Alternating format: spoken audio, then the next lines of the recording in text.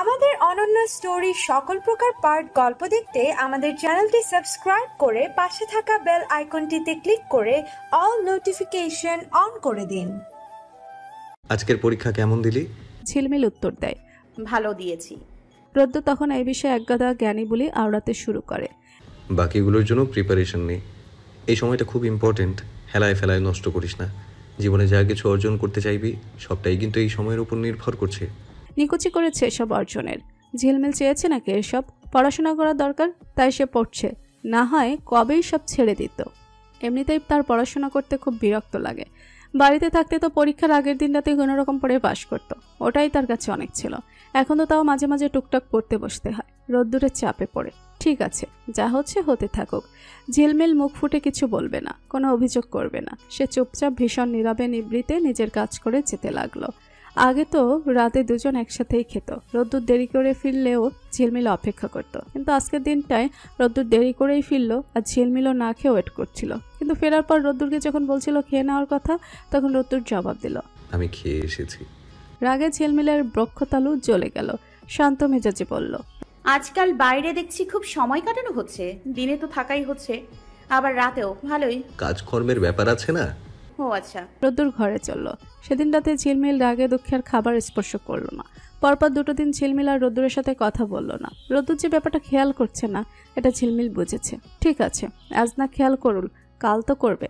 কতদিন আর খেয়াল না করে থাকবে। সেদিন রাতেই অবশ্য খেতে খেতে রোদ্দুর বলল, কি হয়েছে তোর? আজ সকালে ফোন করেছিলাম, ফোন রিসিভ করলি না, আবার কথাবার্তাও বলছিস না, কিছু হয়েছে? ঝিলমিল নির্বিকার কণ্ঠে উত্তর দিল, না। তবে মন খারাপ কোনো কারণে? না, আমি চাই না কেউ আমার জন্য বিরক্ত হোক। আমাকে ফোন করে আমার খোঁজ নিয়ে অযথা কেউ কেন তার মূল্যবান সময় নষ্ট করবে? রোদ্দুর ভুরু কুচকে তাকালো, জিজ্ঞেস করলো, কথাটা কি আমাকে উদ্দেশ্য করে বললি? ঝিলমিল জোর করে হেসে বলল, কাউকে উদ্দেশ্য করে কোনো কথা বলার ইচ্ছা নেই আমার। তবে যদি গায়ে লেগে যায় তবে সেক্ষেত্রে আর কি করতে পারি? তবে অভিমান এবং দুঃখে তার কণ্ঠরোধ হয়ে এলো। রোদ্দুর বলল, তোর কি হয়েছে? এই প্রশ্নটা আমিও তোকে অনেকবার করেছিলাম, কিন্তু তোর থেকে উত্তর পাই নাই, তাই আমার উত্তর পাওয়ার আশা করিস না। রোদ্দুর কিছুটা চমকে গেল। ঝিলমিল কখনোই এভাবে কথা বলে না, এত ঠান্ডা দৃষ্টি, এত শীতল কণ্ঠ।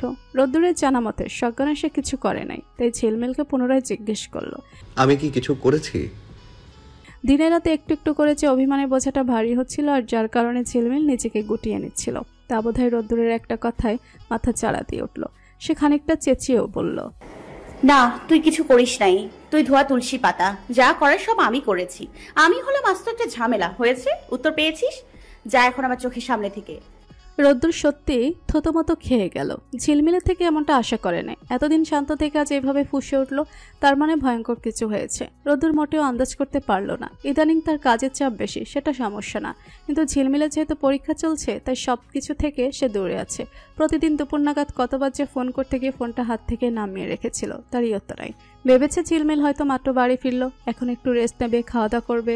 এখানে রোদ্দুরের বিরক্ত করাটা ঠিক হবে না। এই কয়েকদিন নিজের মতো থাকুক। সন্ধ্যার পরের সময়টা ঝিলমিলের সাথে কাটিয়ে অভ্যাস হয়ে গেছে। ওকে বিরক্ত না করলে তার ভালো লাগে না, তাই সন্ধ্যার পর বাড়ি ফেরে না। আবার কখনো বাহিরে খেয়ে নেয়, যেন আলাদা করে রোদ্দুরের জন্য ঝিলমিলের সময় নষ্ট না হয়। আর এখানে ঝিলমিল, সে কি বুঝেছে কে জানে। রোদ্দুরের মাথাতেও আসেনি ঝিলমিল রাগ করতে পারে কিংবা মুখ ফিরিয়ে নিতে পারে। উফ, রোদ্দুর কপাল চাপড়ালো। কোনো মতে খাওয়া শেষ করলো। ঝিলমিল অনেক আগেই উঠে গেছে। রোদ্দুরও সে পথে দৌড়ালো। ঘরে গিয়ে দেখলো ঝিলমিল একটা বই নিয়ে বসছে। পড়ছে কিনা জানা নেই, তবে মনোযোগ বইয়ের পাতায়। রোদ্দুর গিয়ে ঝিলমিলের পাশে বসলো, কাঁধে হাত রাখলো। ঝিলমিল এক ঝটকায় হাত সরিয়ে দিল, বলল, আমাকে বিরক্ত করিস না, কাল আমার পরীক্ষা, আমি পড়ছি। রোদ্দুর থামলো না, সে যা বলার বলে গেল। এসব পড়াশোনা, পরীক্ষা, কাজকর্ম সব চুলোই যাক। বউ রাগ করেছে, বউর রাগ ভাঙাতে হবে। রোদ্দুর এত কিছু বলার পরেও ঝিলমিলে যখন কোনো প্রতিক্রিয়া দেখতে পেল না, তখন হতাশ কণ্ঠে বলল, তুই বুঝলি না আমাকে। এতক্ষণ বুকের মধ্যে চেপে রাখা অভিমান এবার টুপটাপ করে চোখের অশ্রু হয়ে ঝরে পড়ল। ঝিলমিল যত সম্ভব চেষ্টা করলো নিজেকে লুকিয়ে রাখতে, কিন্তু পারল না। রোদ্দুরের সামনে হাঁটু গেড়ে বসে চোখের পানি মুছিয়ে দিয়ে বলল, নিজে কি খুব সুখে আছিস? এই তো কান্নাকাটি করছিস। একবার আমাকে বোঝালে হতো না? আমি স্বীকার করে নিচ্ছি আমি বোকা, আমি এত সহজে কিছু বুঝি না। একবার যদি তুই মুখ ফুটে বলতি, আমি তোর জন্য বাকি কথা শেষ করতে দিল না ঝিলমিল। বাষ্পাচ্ছন্ন কণ্ঠে বলল, অনেক ভালো করেছিস আমার। দয়া করে আর একটু ভালো কর প্লিজ। আমার সাথে কথা বলিস না তুই। রোদ্দুর খুব গোপনে একটা দীর্ঘশ্বাস লুকিয়ে পড়ল। কথা না বলে থাকতে পারবো? এটা সম্ভব? সম্ভব। যে দুদিন কথা না বলে থাকতে পারে সে সারা জীবন পারে। তার কথা বলার প্রয়োজন নেই। অন্যের প্রয়োজন যে গুরুত্ব দেয় না তার কথা আমি শুনতে চাই না। তুই অনেক পাল্টে গেছিস। যদি আগের মতো করে আমার সামনে ধরা দিতে পারিস তবেই কথা বলবি, তার আগে নয়, কখনোই নয়। রোদ্দুর কান ধরে বলল, আই এম ভেরি সরি। ঝিলমিল মুখ ফিরিয়ে নিল। তার লাগাম ছাড়া অভিমান আর রোদ্দুরের রাগ ভাঙানোর বেহিসেবি চেষ্টার মাঝে রাতটা ধীরে ধীরে ক্ষয় হয়ে গেল। ঝিলমিল নিজের ঠাট বজায় রাখলো। এত সহজে রোদ্দুরের সাথে কথা বলল না। পাহাড় সমান হতাশা নিয়ে হতাশা বুকে চেপে অফিসে রওনা হলো। ঝিলমিলও নিজের মতো পরীক্ষা দিতে চলে এলো। আর মাত্র 2টো পরীক্ষা আছে, তারপর মুক্তি। দুপুরের পর বাড়ি ফিরে ঝিলমিল অবাক হলো। সারা বাড়ি জুড়ে এখানে ওখানে সবখানে রং বেরঙের স্টিকি নোট দেওয়ালে লাগানো। সে ভুরু কুচকে এগিয়ে এলো। ডাইনিং রুমে সব কয়টা স্টিকি নোটে লেখা, sorry, I am extremely sorry. Jhilmil বেডরুমে এগিয়ে এলো। এখানে প্রতিটা নোটে লেখা রয়েছে, I love you very much. ইস আল্লাহ, এসব রং ঢং দেখলে বিরক্ত লাগে। পুরো ঘরটার কি বাজে অবস্থা করে রেখেছে। ঝিলমিল একে একে সবগুলো নোট খুলতে লাগলো। এত আহ্লাদ সহ্য হয় না মানুষের। পাহাড় সমান অন্যায় করে এখন আসছে সরি বলতে, যত সব। ঠিক সেই সময় ঝিলমিলের ফোনে একটা ফোন এলো। আননোন নম্বর। ঝিলমিল ফোন রিসিভ করলো। ওপাশ থেকে কেউ একজন হন্তদন্ত গলায় পড়ল, ভাবি, আপনি রোদ্দুরের সাথে কথা বলছেন না? আল্লাহ, সেই শোকে দুঃখে বন্ধু আমার পাথর হয়ে গেছে ভাবি। আপনি প্লিজ ওর সাথে ইমার্জেন্সি কথা বলেন। এমন একটা অবস্থা যে রোদ্দুর এখন নিঃশ্বাস নিতে পারছে না। আপনি হচ্ছেন এই মুহূর্তে অক্সিজেন। প্লিজ ওরে ফোন দেন, একটু কথা বলেন। ঝিলমিল হাসানের কণ্ঠ শুনে চিনতে পারল। অবাক হয়েছিল, তবে সেটা প্রকাশ না করে বলল, ভাইয়া আপনি কি আপনার বন্ধুর হয়ে আমার কাছে সুপারিশ করছেন? কোনো লাভ হবে না। না ভাবি, সুপারিশ একদম না। ওর হয়ে সুপারিশ করা মানে হচ্ছে নিজেদের পায়ে কুড়াল মারা। আমরা তো সেটা কখনোই করতে পারবো না। আমি তো আপনাকে ফোন করতে চাই নাই। রোদ্দুর এলো, বলতেছে সে নাকি ইঁদুর মারার বিষ কিনে খাবে আপনি যদি ওর সাথে কথা না বলেন। আচ্ছা ভাইয়া, ও কোথায়? ওকে বাসায় আসতে বলেন। যতক্ষণ পর্যন্ত আপনার রাগ না ভাঙে ততক্ষণ পর্যন্ত রোদ্দুরের বাসায় যাবে না। আপনি ওকে ফোন করেন, আপনার তারপর কথা বলেন। ঝিলমিলের হাসি পেল। বেচারা গিয়ে বন্ধুদের সাথে দুঃখ শেয়ার করছে। ঝিলমিল ফোন রেখে দিল, তবে রোদ্দুরকে ফোন করলো না। রোদ্দুর বাড়ি ফিরলে সন্ধ্যায় সাথে তার বন্ধুরাও আছে। হাসান বলল, রোদ্দুর একা একা বাড়িতে আসতে ভয় পাচ্ছিল, তাই আমরা নিয়ে এলাম ওকে। রোদ্দুর কটমট দৃষ্টিতে তাকালো আর ঝিলমিল হেসে উঠল। কিছু কিছু মানুষ যে কি চায় সেটাই বুঝি না। বলল। ঝিলমিল তখন ঘরে থাকা সবগুলো স্টিকি নোট খুলে ফেলেছিল। রোদ্দুর ঘরের চারিপাশে তাকালো। এত কষ্ট করে আজকের দিনটা অফিসে না গিয়ে এসব করলো, আর ঝিলমিল তার পাত্তাই দিল না। নিশ্চয়ই রেগে মেগে নিচে গিয়ে নর্দমায় ফেলে দিয়েছে। ঝিলমিল গেল চা বানাতে। চা খেয়ে গল্পগুজব করে বিদায় নিতে নিতে সন্ধ্যা 7টা পার হলো। যাওয়ার সময় দরজায় দাঁড়িয়ে হাসান বারবার বলল, ভাবি, আমরা চলে গেলে আপনি কিন্তু রোদ্দুরকে কিছু বলবেন না, আর ওর সাথে রাগারাগি করবেন না প্লিজ। বেচারা বহুত অসহায় হয়ে পড়েছে, কান্নাকাটি করে চোখ ফুলিয়ে ফেলেছে। মুখটা কি মলিন, বিষণ্ণ চেহারায় রুক্ষতা। রোদ্দুর কিন্তু এমন ছিল না। আপনি কথা বলছেন না বলেই এই অবস্থা। এত কষ্টে যখন চেহারার বয়সের ছাপ পড়ে যাবে তখন বুড়ো বর নিয়ে সংসার করবেন কিভাবে? হাসান আরও কিছু বলতো, কিন্তু রোদ্দুর যেই হারে চোখ গরম করে তাকালো তাই কিছু বলার সাহস পেল না। এদিকে ঝিলমিলের হাসি পাচ্ছে। রোদ্দুরের অবস্থা হয়েছে বাচ্চাদের মতো, কার কার কাছে যে নালিশ করে বেড়াচ্ছে। বাকিরা আগেই নিচে নেমে গিয়েছিল, হাসানও যাচ্ছিল। রোদ্দুর শূন্যে তাকিয়ে ঝিলমিলের উদ্দেশ্যে বলল, আমি যাই, ওদের এগিয়ে দিয়ে আসি। বলেই দুপা বাহিরে রেখেছে। তৎক্ষণাৎ ঝিলমিল পেছন থেকে রোদ্দুরের কলার টেনে ধরে ভেতরে নিয়ে এসে বলল, এই বেটা, তুই যাচ্ছিস কোথায়? আয় ভেতরে আয়। রোদ্দুর থতমতো খেয়ে গেল। ঝিলমিল রোদ্দুরের কলারে হাত রেখেই বলল, এত নকশা করিস কি জন্য? দোষ তুই করবি, ক্ষমাও এসে চাইবি। মাঝখান থেকে আমি দর্শক। তোর এই নাটক দেখার জন্য আমাকে এনেছিস? রোদ্দুর মাথা নাড়িয়ে ইনোসেন্ট ভঙ্গিতে বলল, একদম না। তাহলে বল, এত কাহিনী করিস কি জন্য? আর করবি? রোদ্দুর পুনরায় বলল, একদম না। ঝিলমিল ওর শার্টের কলার ছেড়ে দিল। রোদ্দুর হাফ ছেড়ে বাঁচল। শার্ট ঠিকঠাক করতে ঝিলমিল বলল, আর যদি কোনোদিন আমার সাথে এই রকম অচেনা মানুষের মতো ব্যবহার করেছিস তখন দেখিস কি করি আমি। রোদ্দুর উপর নিচ মাথা ছাকিয়ে বলল, আচ্ছা দেখব। আমার পরীক্ষা শেষ হবে, তারপর তুই আমাকে বাড়ি নিয়ে যাবি। আপাতত এটাই তোর শাস্তি। মাথা পেতে নিলাম। রোদ্দুর কর্নিশ করার ভঙ্গিতে বলল। ঝিলমিল হাসি চেপে বলল, বাধ্যতামূলক নিতেই হবে। তারপর আগের মতোই অট্ট হাসিতে ফেটে পড়ল। আর সেই হাসিতেই রোদ্দুরে ফাঁসি। যাই হোক, যেভাবেই হোক, আজকের দিনটা অন্যরকম সুন্দর ছিল। সম্পর্কে এরকম কিছু সুন্দর সুন্দর মুহূর্তের জন্য রাগ করে থাকার প্রয়োজন আছে না। রোদ্দুর একটুও পরিবর্তন হয় নাই, একদম আগের মতোই আছে। সেই ভালোবাসা, সেই অসভ্য একই রকম রাগ ভাঙানোর প্রচেষ্টা। ঝিলমিল অযথাই ভুল বুঝেছিল। অমন মানুষকে ভুল বোঝা অন্যায়ের চেয়ে কোনো অংশে কম নয়। রোদ্দুর সারা ঘরে যে সমস্ত নোটগুলো ছড়িয়ে রেখেছিল ওগুলো ঝিলমিল খুলে যত্ন করেই রেখে দিয়েছে। তবে রোদ্দুর জিজ্ঞেস করলে বলেছে, এসব কাগজপত্র দিয়ে কি করব? ফেলে দিয়েছি। অযথা ঘর বাড়ি নোংরা, আর করবি এসব? রোদ্দুর মন খারাপ করে বলেছে, এত কষ্ট করে সারাদিন ব্যাপী লিখলাম, আর তুই আমার আবেগের মূল্য দিলি না, ফেলে দিলি এইভাবে। যত্ন করে রেখে দিলি কি এমন ক্ষতি হতো? আবার লিখে দিস। এগুলো রেখে দিয়ে কি করব? সারাক্ষণ তো মুখেই বলতে থাকিস। শুনতে শুনতে কান ঝালাপালা হয়ে গেছে। আমি কিছু বললেও তা তোর বিরক্ত লাগে? বিশ্বাস করতে পারছি না, কষ্টে বুকটা ফেটে যাচ্ছে। এত কষ্ট কোথায় রাখবো আমি? আরে ভালোবাসার জন্য আফসোস হচ্ছে। রোদ্দুরের হেয়ালিপূর্ণ কথাবার্তা শুনে ঝিলমিল শুধু হাসে।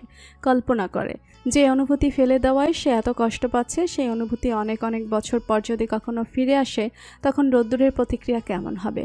ওর কি মনে থাকবে সব দিনের কথা? মনে থাকবে এত রাগ অভিমান? কি জানি, থাকবে হয়তো, আবার নাও থাকতে পারে। সময় এবং সম্পর্কের বোঝাপড়ার উপর নির্ভর করে সেসব। সম্পর্কে একজন আরেকজনের প্রতি বোঝাপড়া থাকলে জীবনে একসাথে কাটানো প্রথম দিনটাও মনে থাকে। আর যদি সেই বোঝাপড়াটা না থাকে, গত দিনের কথাও ভুলে যেতে হয়। ঝিলমিলের পরীক্ষা শেষ, অফুরন্ত সময় তার হাতে। বেশ কিছুদিন ছুটি পাওয়া যাবে, পড়াশোনা থেকে মুক্তি পাওয়া যাবে। ভালো দিনগুলো অজান্তেই কেটে যাচ্ছে, কিন্তু এই পরীক্ষার সময় এলো কেন যেন দিন যায় না, কচ্ছপের মতো ধীর গতিতে এগিয়ে যায়। অনেকদিন তো বাড়ি যাওয়া হচ্ছে না। এদিকে রোদ্দুরের পাওনা শাস্তিটাও আছে। রোদ্দুর বলেছে এই সপ্তাহে নিয়ে যাবে। ক্যালেন্ডারের পাতায় দিন গুনতে গুনতে আজ বুধবার এসে ঠেকেছে। আজ রোদ্দুর বাড়ি ফেরার পথে একগুচ্ছ লাল গোলাপ নিয়ে এসেছে। ঝিলমিলকে দিতেই সে চোখ কুচকে তাকালো। হঠাৎ লাল গোলাপ? বাবা! রোদ্দুরকে কারণ জিজ্ঞেস করতে সে অবাক হয়ে তাকালো। গম্ভীর কণ্ঠে বলে উঠল, আমাকে কারণ জিজ্ঞেস করছিস? হঠাৎ এতগুলো গোলাপ কি জন্য? এর আগে তো কখনো এরকম থোকায় থোকায় ফুল দিস নাই, আজ দিলি, এর কারণ জানতে চাইছি। রোদ্দুর গমগমে কণ্ঠে বলল, আজকে কত তারিখ? ঝিলমিল 1 সেকেন্ড ভেবে জবাব দিল, 8 তারিখ। কেন, কি হয়েছে? আমার জানা মতে আজকের দিনে তো কিছু নেই। রোদ্দুর মাথা নেড়ে জিজ্ঞেস করলো, আজকে 8 তারিখ? হ্যাঁ, তাই তো। রোদ্দুর আলতো করে ঝিলমিলের মাথায় একটা গাট্টা মেরে বলল, গাছেই আজকে 9 তারিখ। আমাদের বিয়ের 6 মাস পূর্ণ হলো। মন কোন দিকে থাকে তোর? আজকের দিনটার কথা ভুলে গেলি? আশ্চর্য। ঝিলমিল তৎক্ষণাৎ জিভ কাটল। সে ভোলে নাই একদম। গতকাল রাতেও মনে পড়েছিল এই মাসের 9 তারিখে তাদের বিয়ের 6 মাস পূর্ণ হচ্ছে। তবে আজ যে 9 তারিখ এটা খেয়াল ছিল না। করুণ দৃষ্টিতে সে রোদ্দুরের দিকে তাকালো। একটা দীর্ঘশ্বাস ফেলে ভীষণ অনুতাপের সুরে বলল, সরি, আমার একদম মনে ছিল না। মানে মনে ছিল, কিন্তু আজকে তারিখটা খেয়াল ছিল না। এখন আমি এটা নিয়ে রাগ করে বসে থাকি? না, একদম না। আমি সরি বললাম, তারপরেও তুই রাগ করার সাহস দেখাস কোন আক্কেলে? ঝিলমিল চেঁচিয়ে উঠল। রোদ্দুর হেসে ফেলল, নিজের বেলায় 16 আনা আর আমার বেলা মাত্র 4 আনা। পরিপূর্ণ স্যাড লাইফ আমার। স্যাড লাইফ হোক আর হ্যাপি লাইফ, আপাতত এই মুহূর্তে সেটা ঝিলমিল দেখতে চায় না। তাকে এখন ঘুরতে নিয়ে যেতে হবে। রোদ্দুর কপাল চাপড়াতে চাপড়াতে বের হলো। বউয়ের জ্বালা বড় জ্বালা, যদি খাও ধরা। পরদিন সন্ধ্যার পর দুজন বাড়ির উদ্দেশ্যে বের হলো। পৌঁছাতে পৌঁছাতে প্রায় রাত। দাদির শরীর আগে থেকে কিছুটা সুস্থ আছে। কিছুদিন আগ পর্যন্ত নিজের একার পক্ষে চলাফেরা করা মুশকিল হয়ে পড়েছিল। এখন তিনি বেশ একলাই চলতে পারেন। দাদিকে সুস্থ দেখে ঝিলমিল আর রোদ্দুর দুজনেই ব্যাপক খুশি হলো। মা বাবা এবং সকল আপনজনেরা থাকা সত্ত্বেও এই একটা মানুষ তাদের সবাইকে বটবৃক্ষের ছায়া দিয়ে আগলে রেখেছেন। ওনার হাত সবার মাথায়, ওনার দোয়া সবার সাথে। রোদ্দুরকে দেখলেও রেহেনা খাতুন বরাবরই খুশি হন। তখন সমস্ত অসুস্থতা, শরীর খারাপ তার কাছে হার মানে। ঢাকা থেকে ফিরে আসার পর ডাক্তার তাকে এতগুলো ওষুধ দিয়েছিল যে খেতে খেতে বিরক্ত ধরে গিয়েছিল। তারপর যখন ওষুধ খাবেন না বলে সিদ্ধান্ত নিলেন, তখন বাড়ির বউয়েরা রোদ্দুরের কাছে নালিশ টানালো। রোদ্দুর ফোনেই যতটুকু বলেছিল টনিকের মতো ততটুকুই কাজে দিয়েছে। মনে মনে কতবার ভাবেন আর শুনবেই না এদের কথাবার্তা, কিন্তু ততবার রোদ্দুর সামনে এসে দাঁড়ায়, আর তিনি একমাত্র নাতির জেদের কাছে হেরে বসে থাকেন। আজও রোদ্দুর আসার পর ওকে কিছুতেই কাছছাড়া করলেন না। খাওয়া দাওয়া শেষে অনেক রাত পর্যন্ত গল্পগুজব করলেন। ঘুমাতে যাওয়ার আগে ঝিলমিল দাদিকে ওষুধ খাওয়াতে খাওয়াতে বলল, এই নাও ঔষধগুলো খেয়ে নাও, তারপর আরামসে ঘুম দাও। তো এত রাত জাগো কেন? এত রাত জাগা তো তোমার শরীরের জন্য ভালো না। বাপু, এত ঔষধপত্র ভালো লাগে না, এমনিতেও তো বেঁচে আছি বেশ। বললেই হলো, এমনিতেই নিজের জন্য বেঁচে আছো, ঔষধপত্র খেয়ে এইবার আমাদের জন্য বাঁচতে হবে। তোমাকে ছাড়া এই সংসারের কি হবে বলো তো? তোমার ছেলের বউয়েরা আজ অব্দি তোমাকে ছাড়া ঠিকঠাক মতো কোনো সিদ্ধান্ত নিতে পেরেছে? তারপর দাদির কানের কাছে ফিসফিস করে বলল, এক একজন হচ্ছে বোকা চন্দ্রবিন্দু। বড় চাচি বলেছিল তুমি যখন ঢাকা থেকে ছিলে তখন তাদের যে কোনো একটা সিদ্ধান্ত নিতে হাজারবার ভাবতে হয়েছে, আর একা একা তাদের নাকি ভালোই লাগছিল না। এই তো এতগুলো মানুষ তোমার উপর ভরসা করে বসে আছে, আর তুমি সবাইকে ডুবিয়ে চলে যাবে? দাদি হেসে বললেন, আল্লাহ চাইলে সব সম্ভব রে। ঝিলমিল দাদিকে ভালোভাবে শুয়ে দিল, গায়ে কাঁথা দিয়ে কিছুক্ষণ পাশে বসে রইল। দাদি ঘুমিয়ে গেছে। নিশ্চিত হওয়ার পর নিজের ঘরে এলো। ঘরে এসে দেখলো রোদ্দুরও ঘুমিয়ে পড়েছে। একটু আগে মনে হয় ফ্রেশ হওয়ার জন্য কাপড় চোপড় বের করেছিল, তারপর আর কিছু গুছিয়ে রাখে নাই, সব এলোমেলো করে রেখে দিয়েছে। ঝিলমিল সব গুছিয়ে রেখে এসে রোদ্দুরের পাশের জায়গাটুকু দখল করে নিল। তারপর রোদ্দুরের বুকের মধ্যে ঢুকে পড়ল। এটা তার সবচেয়ে প্রিয় জায়গা, শান্তির জায়গা, নির্ভরতার জায়গা, শাসনের জায়গা, ভরসার জায়গা, অভিমানের জায়গায়, লজ্জায় মুখ লুকানোর জায়গা, ভালোবাসায় সিক্ত হওয়ার জায়গা, ভালোবাসা অনুভব করার জায়গা, দৃঢ় প্রত্যয়ে বেঁচে থাকার জায়গা, মানসিক সংযুক্তি স্থাপনের জায়গা। এই বাড়ির বউয়েরা সূর্যিমামার আগেই ঘুম থেকে উঠে পড়ে, এমনটাই হয়ে আসছে বহুকাল আগে থেকে। কিছু মুহূর্তের জন্য এই নিয়মের হেরফের হয় নাই কখনো। তারাই ঘুম থেকে উঠে বিভিন্ন রকমের নাস্তা তৈরি করতে করতে বাকিরা জাগত। তারপর খাওয়া দাওয়া শেষ করে যে যার কাজে চলে যেত। আজও তার ব্যতিক্রম হলো না। ঝিলমিলও কিছুক্ষণ পর উঠে এলো, এসে সরাসরি রান্নাঘরে এসে দাঁড়ালো। বড় চাচি ঝিলমিলকে দেখে হেসে জিজ্ঞেস করলেন, কিরে, আজকাল সকাল সকাল ঘুম থেকে উঠছিস? ভালোই উন্নতি হয়েছে তোর, বিয়ের পর দেখি চেঞ্জ হয়ে যাচ্ছিস। ঝিলমিল লজ্জা পেল, বলল, না না না, আমি তো আগেও সকালে উঠতাম। নীলিমা তখন হেসে বললেন, হ্যাঁ, উঠে একটু বিছানার সাথে গড়াগড়ি করতি, তাই তো? রোদ্দুর উঠেছে রে, কাল রাতে তো খাওয়া দাওয়া করলো না, ওকে গিয়ে ডেকে তোল মা। আচ্ছা, যাচ্ছি। ঝিলমিল রোদ্দুরকে ডাকতে যাচ্ছিল। উত্তরের বারান্দা ক্রস করার সময় মায়ের কণ্ঠ ভেসে এলো। তিনি চেঁচিয়ে কারোর সাথে কিছু একটা বললেন। ঝিলমিল ঘরের দিকে দৌড়ালো। বেশ কিছুক্ষণ ঝাঁকিয়ে ঝাঁকিয়ে রোদ্দুরকে ডেকে তুলল, বলল, এই শাশুড়ির ছেলে, ঘুম থেকে উঠে পড়, কাল রাতে তো খাওয়া দাওয়া করলি না। শাশুড়ি আম্মা পাগল হয়ে গেছে। একমাত্র তুই ছাড়া সবাই আমার জন্য পাগল। আমার পাবনা যাওয়ার শখ জাগে নাই। তুই প্লিজ একটু ওঠ, তারপর খাওয়া দাওয়া করে বাইরে যাই চল। ঘরে থাকতে তো ভালো লাগছে না। অথচ তুই কিন্তু এখানে আসার জন্য বেহুশ হয়ে পড়েছিলি, আর আজ কি বার? এই সময়ে তোকে নিয়ে ঘুরতে যাব, এর মানে কি? ঝিলমিল রোদ্দুরের গায়ের সাথে হেলান দিয়ে বলল, ওফো, আজ তো শুক্রবার। আচ্ছা, বিকেলে বের হব। এখন উঠবি তুই নাকি মায়ের খাবি? রোদ্দুর সোজা হয়ে বসে বলল, আচ্ছা, তুই এইরকম কথায় কথায় হুমকি ধামকি দিয়ে কি পাস? ঝিলমিল চোখ টিপে বলল, মানসিক শান্তি। তারপর উঠে পড়ল। হঠাৎ মাথা ধরেছে, এক কাপ চা খেতে পারলে ভালো হতো, ভালো লাগতো। ফের রান্নাঘরের দিকে পা বাড়াতেই চাপা চেঁচামেচির আওয়াজ ভেসে এলো। ঝিলমিল সেদিকে এগিয়ে গেল। মা চাচিরা সব দাদির ঘরে ভিড় করেছে। যা শুনলো তাতে ঝিলমিল হতভম্ব হয়ে গেল। রেহানা খাতুন মারা গিয়েছেন, হয়তো রাতে ঘুমের মধ্যে। ঘুমানোর আগে ঝিলমিল যখন তার মাথায় তেল দিয়ে যাচ্ছিল, তিনি তখন বলেছিলেন শান্তিতে ঘুম আসবে আজ তার। তবে কি এই শান্তির কথা বলেছেন? সবসময় ওদের মাথার উপর ছায়া দেওয়া বটবৃক্ষ আর বিপদে ঢাল হয়ে সামনে এগিয়ে আসা মানুষটা চলে গেলেন। বিশ্বাস হলো না এই খবরটা। বুক কেঁপে উঠল, চোখের কোণে অশ্রু এসে ভিড়ল। এগিয়ে গিয়ে সত্য মিথ্যা যাচাই করার সাহস নেই। যেখানটায় দাঁড়িয়েছিল পর সেখানেই আটকে গেছে। এক বিচক্ষণ বুদ্ধিমতী শক্ত হাতে সংসারের হাল ধরা মহিয়সী নারীর এমন বিদায়ে বাড়ির সকলের চোখে অন্ধকার দেখল। জন্মিলে মরিতে হবে চিরন্তন সত্য কথা। বোধবুদ্ধি জ্ঞান হওয়ার পর থেকে প্রত্যেকটা মানুষ বুঝে যায় একদিন তাকেও মৃত্যুর স্বাদ গ্রহণ করতে হবে। জন্ম মৃত্যুর এই খেলা ঘরে মানুষ জড়িয়ে পড়ে মায়ায়, পিছু টানে, দায়িত্বে, কর্তব্যে। মৃত্যু যখন দুয়ারে এসে কড়া নাড়ে, তৎক্ষণাৎ সবকিছু টান ছেড়ে এক লহমায় চলে যেতে হয়। বয়সের কারণে রেহানা খাতুন বিভিন্ন অসুস্থতায় ভুগছিলেন। ডাক্তার যাই বলুক না কেন, তিনি তো জানতেন তার নিজের ভেতরটা। হয়তো বুঝে গিয়েছিলেন খুব তাড়াতাড়ি তাকে বিদায় নিতে হবে। এই বাড়ির প্রতিটি মানুষের উপর ছিল তার অপরিসীম ভালোবাসা। কখনো হয়তো প্রকাশ করেন নাই, মন খুলে ভালোবাসা বলেন নাই, সবসময় একটা গম্ভীর ভাব করে থেকেছেন। তাই বলে ভালোবাসার কমতি ছিল না। তার প্রাণ সর্বদা আটকে থাকতো এই আপনজনেরই মাঝেই।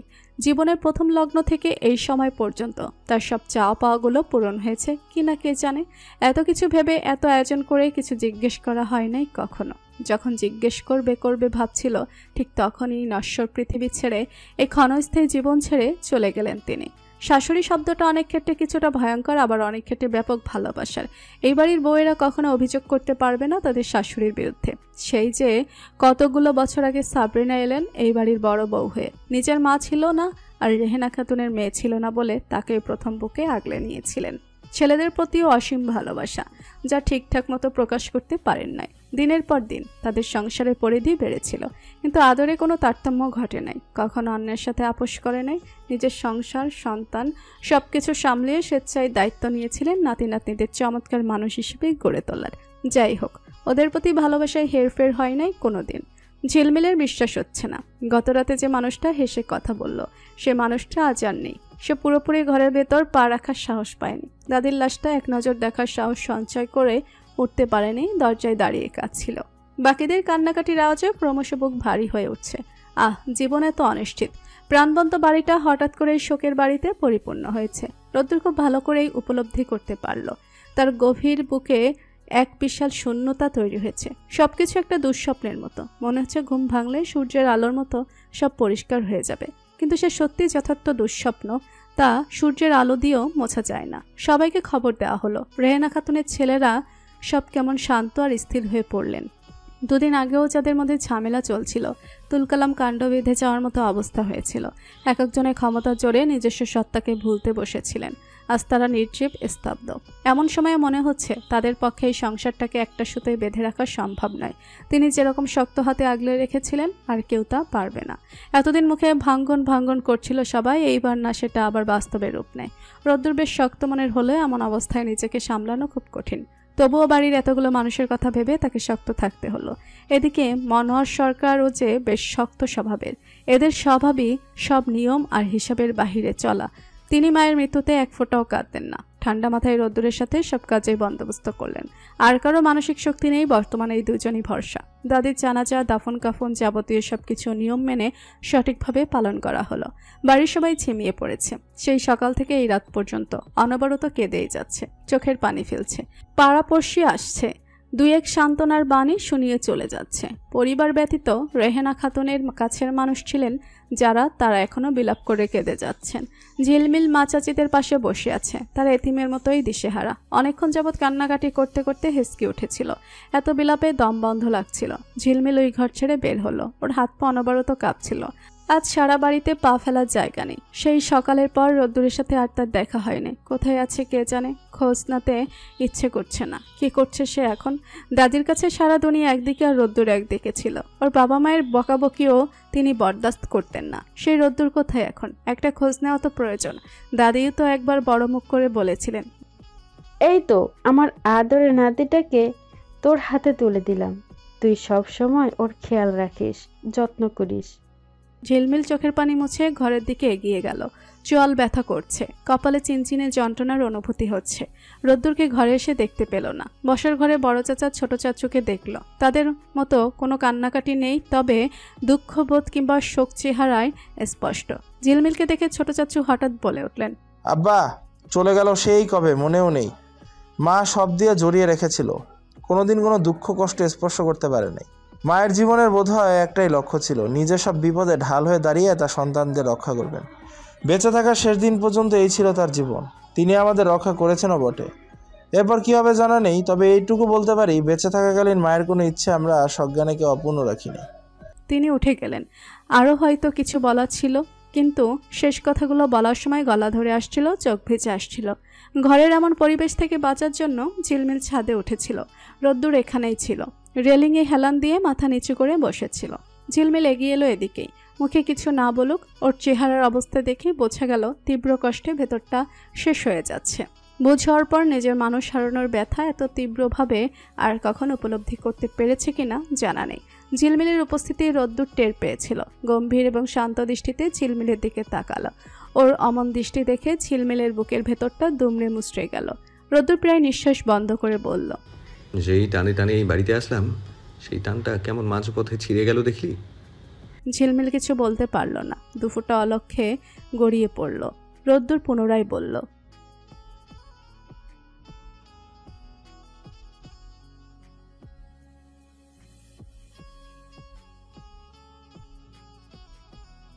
শুধু রোদ্দুরের কণ্ঠ নয়, তার সারা শরীর জুড়ে তীব্র শোকের বহিঃপ্রকাশ। ঝিলমিল কিছুই বলল না। মানসিকভাবে সে ভেঙে পড়েছে। তাদের জীবনের পরিসর তো খুব বেশি বড় নয়। এই সামান্য একটা মানুষকে ঘিরেই সবকিছু।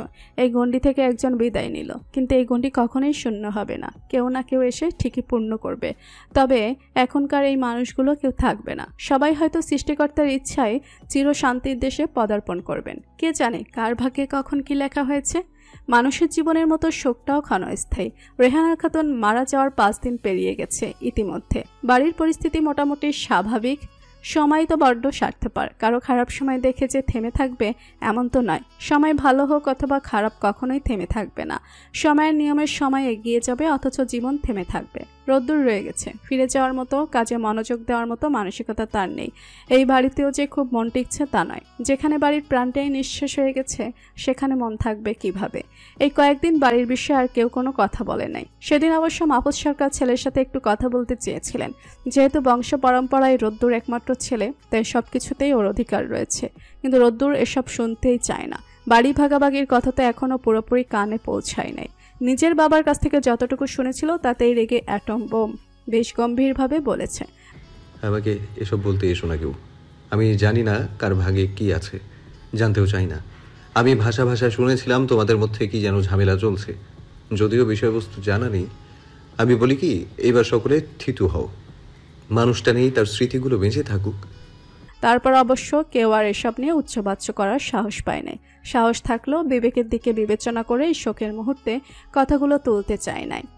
এখানে এসবের মাঝে থাকার ইচ্ছেটাই চলে গেছে ঝিলমিলের। বাড়ি এসেছিল কত শখ করে, নিষ্ঠুরতার বেড়াজালে শখটা ভেঙে চুরমার হয়ে গেছে। ঝিলমিল এতক্ষণ দাদির ঘরেই ছিল। দাদির শাড়ি, যাবতীয় জিনিসপত্র খুব সুন্দর করে গুছিয়ে রেখে দিয়েছে। মানুষটা নেই, তবে স্মৃতিগুলোই ভরসা। ওই ঘর থেকে বের হয়ে সরাসরি রোদ্দুরের কাছে এলো কথা বলতে। এই মুহূর্তে রোদ্দুরের মেজাজ খারাপ না মন খারাপ বুঝতে পারল না, তবুও যথেষ্ট সাহস সঞ্চয় করে বলেই ফেলল, আমরা ফিরবো কবে? এখানে আর কোনো কাজ আছে? রোদ্দুরও মনে মনে ফিরে যাওয়ার ইচ্ছে পোষণ করছিল। গতকাল রাতেও ভেবেছে এই বাড়িটাতে দম বন্ধ লাগছে। দুঃখ পাহাড়ের মতো ভারী হয়ে বুকে চেপে বসেছে। তবে সমস্যা নেই, অভ্যাস হয়ে যাবে তো। রোদ্দুর বলল, আজ রাতেই তাহলে রওনা দিই। আচ্ছা, আমি মাকে বলে আসি। যা। ঝিলমিল মায়ের কাছে গিয়ে বলল। তিনি কোনোরূপ প্রতিক্রিয়া দেখালেন না, শুধু এক পলক চেয়ে দেখলেন। তারপর বললেন, কখন যাবে? মনে হয় রাতে যাব। আচ্ছা ঠিক আছে। বেশ, মায়ের সাথে এইটুকুই কথা হলো। বাকিদের সাথে তেমন কথা হলো না। ঘরে গিয়ে নিজেদের কাপড় চোপড় গুছিয়ে নিল। রোদ্দুর সকালে সবার মাঝে কথায় কথায় বলেছিল, এই বাড়িতে আর সহজে হয়তো আসা হবে না। যদি তোমাদের কারো আমাদের কথা মনে হয় তবে গিয়ে দেখা করে এসো। তখন বড় চাচা বলেছিলেন, মা যখন নেই তখন এই বাড়িটা রেখে আমরা কি করব? যার ভাগ তাকে বুঝিয়ে দেওয়ার পর নিজের ইচ্ছা মতো আবার নতুন ফ্ল্যাট করে নিতে পারবো। সকালে এই কথাই রোদ্দুর জানতে পারল ভাগাভাগির বিষয়টা। তৎক্ষণাৎ কোনো কথা বলে নাই, তবে রাগে যে মাথা গরম করেছিলেন তা ওর উঠে চলে যাওয়া দেখে বুঝতে পেরেছিল। সেই থেকে বিষণ্ণ মনে বসে আছে। একটা মানুষ মারা গেল, একটা মাস এখনো গড়াতে পারলো না, আর এরা বাড়ি ভাগাভাগি নিয়ে উঠে পড়ে লেগেছে। যা খুশি করুক, রোদ্দুরে দেখার বিষয় না। সে আজ সন্ধ্যায় ঝিলমিলকে নিয়ে ঢাকার উদ্দেশ্যে রওনা দেবে। কিন্তু সেই পরিকল্পনা সফল হলো না। তার আগে আরেকটা বিপদ দূর থেকে আগুনের হালকা ছুড়ে দিল। ওসমান খন্দকার তার পরিচিত এক উকিলের সাহায্য নিয়ে আপাতত কিছু সময়ের জন্য জেল থেকে বেরিয়েছেন। তার জীবনের একটাই লক্ষ্য, যারা তার জীবনটা শেষ করে দিয়েছে তাদেরকেও শেষ করে দেওয়া। সরকার পরিবারের নামটা চিরতরে মুছে দেওয়া। যেদিন রেহানা খাতুন মারা গেলেন সেদিন তিনি ছাড়া পেয়েছেন। তারপর নিজেকে আড়াল করে রেখেছেন, তককে তককে আছেন। তার জাতশত্রুদের প্রতিটা পদক্ষেপ নজরে রাখছেন। সময় মতো ছবল বসাতে ভুল করবেন না। তার ছেলেদের বিরুদ্ধে মামলা বেশি, তাই অনেক চেষ্টা করেও আর টাকা খরচ করে তাদের ছাড়ানো যায় নাই। ওসমান খন্দকারের বিরুদ্ধে তুলনামূলক অপরাধের দায় কম। উকিলকে একটু বেশি অফার করতে তিনি কেস লড়তে রাজি হলেন এবং জিতিয়ে দিলেন। থানার ওসি যেন চুপচাপ থাকে সেজন্য কিছু টাকা পয়সা খসাতে হয়েছে।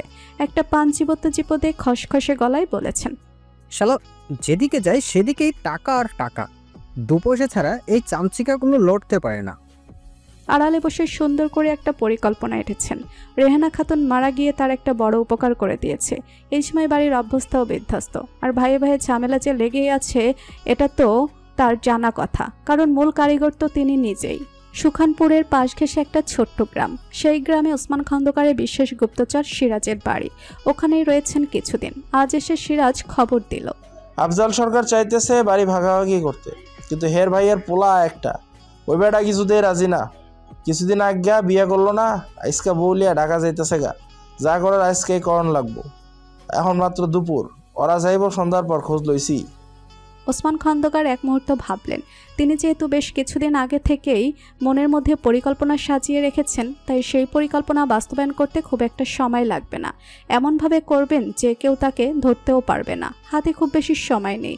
সিরাজকে ব্যবস্থা করতে বললেন। তিনি নিজে এই ছোট্ট গ্রামে থেকে সব পরিচালনা করবেন বলে সিদ্ধান্ত নিলেন। ওই বাড়ির মানুষগুলোর কি অবস্থা ভেবে চোখ মুখে ক্রুদ্ধ হাসি ফুটে উঠল। দুপুরে খাওয়া দাওয়ার পর একটা আলস্য সময় কাটে। রোদ্দুর ছোট চাচুর সাথে বের হয়ে গিয়েছিল, অর্থাৎ বাড়ির ছেলেরা সকলেই নিজেদের কাজে। দাদিকে শেষবার দেখার জন্য যারা এসেছিল তারা সবাই 2 দিন বাদে চলে গেছে। সবারই নিজেদের সংসার রয়েছে, জীবন রয়েছে।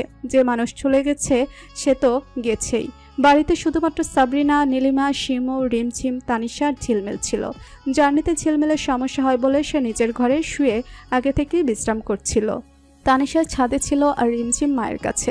বিষয়টা সর্বপ্রথম তানিশার নজরে এলো।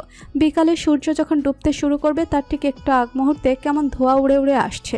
প্রথমে পাত্তা দেয়নি, কিন্তু পরক্ষণেই খেয়াল করলো বাড়ির পেছন দিকটা ইতিমধ্যে জ্বলে গেছে। এখনই দাউ দাউ করে জ্বলছে। তানিশা ভয় পেয়ে গেল, চিৎকার করার মতো শক্তি পেল না। নিজেকে ধাতস্থ করে কোনো রকম নিচে নামলো মা মা করে।